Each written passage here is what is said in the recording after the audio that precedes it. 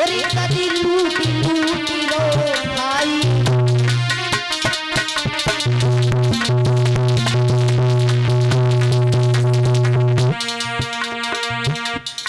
अगर तुमने रुक्मणी का विवाह उस अहीर के लड़के के साथ में कर दिया, उस ग्वाले के साथ में कर दिया, समाज के लोग मुझे जीने नहीं देंगे।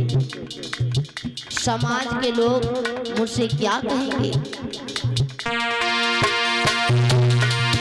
और पल्ली तरफ बाकी बजती बसुरिया लग सकिया। अरे कन्हैया के साथ में बबुला शादी हो नहीं पाया।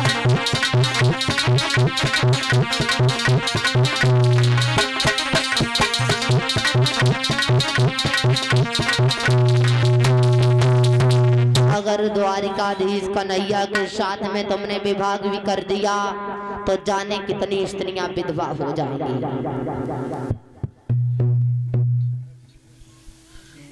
जाने कितने बच्चे अनाथ हो जाएंगे, लाशों की लुत्था लग जाएंगे, खून की सभा में नदियां बहने लगेंगी। अगर वो कन्हैया, अगर वो ग्वाला दूल्हा बनकर के आया तो महाराज भीष्म कहने लगे, पुत्र कोई बात नहीं, तुम्हारी समझ में ये अच्छा लड़का नहीं है, तो तुम्हारी नजर में कोई अच्छा लड़का हो, तुम्हारी बहन रुक्मणी का, उसके साथ में विवाह कर दें, बताओ।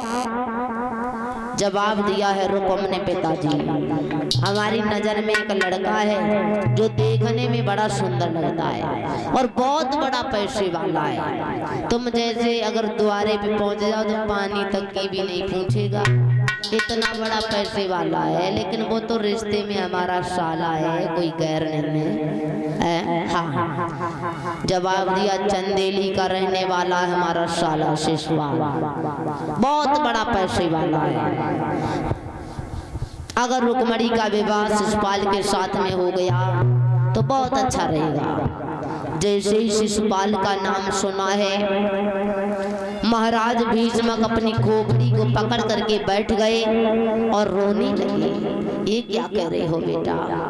अगर तुमने अपनी बहन का विवाह शिशुपाल के साथ में कर दिया तो समाज के लोग हमें थूकेंगे, समाज में हम सर उठा करके चल नहीं सकते हैं, समाज में बैठ करके बोल नहीं सकते हैं। और ये कितना अनर्थ है, कितना पाप है, तुम अपनी बहन अपने साले के साथ में कर रहे हो विवाह। रुकम कहने लगा, पिताजी तुम्हारी बुद्धि खराब हो गई, अगर ऐसे रिश्ता देखे जाएंगे तो शादी होने भी बंद हो जाएगी। अरे तो क्या हुआ, हमारा रिश्ते में साला है लेकिन पैसे वाला तो है।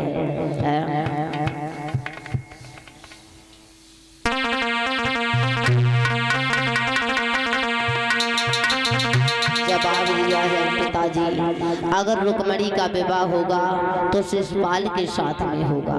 महाराज भीष्म समझाने लगे, बेटा तुम्हारी बहन का जब जन्म हुआ था बाबा नारद आए थे और बता करके दे थे कि रुक्मणी का विवाह कन्हैया के साथ में होगा, इसलिए उन्होंने नारद योग मिलाओ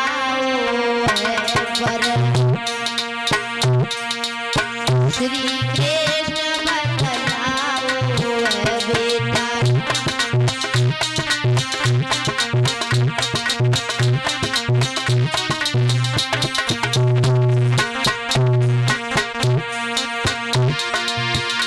मुनि नारद योग मिलाओ श्री कृष्ण बतलाओ भूत मन तेरे में पाओ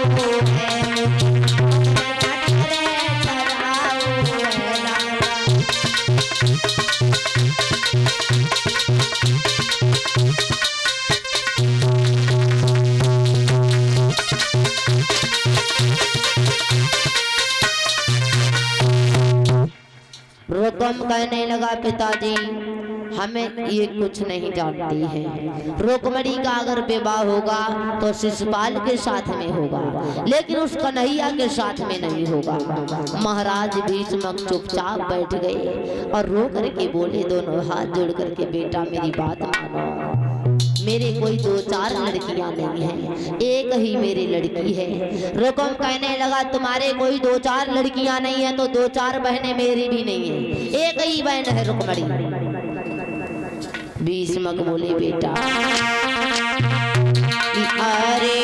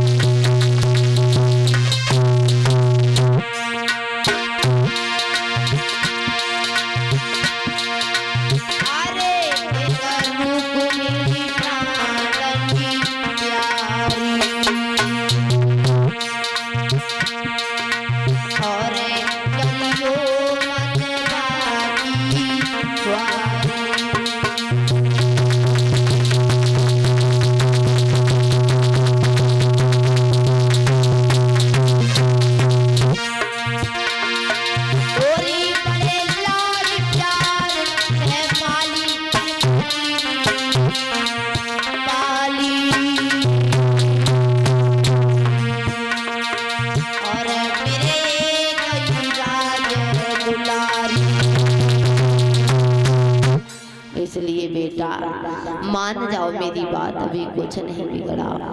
रुकम कहने लगा, चुपचाप बैठो, बुढ़ापे पे बुद्धि खराब हो जाते हैं, शांत बैठो। तुम तो 2-4 दिन के और मर के चले जाइए, और रिश्ता तो हमें चलाना है।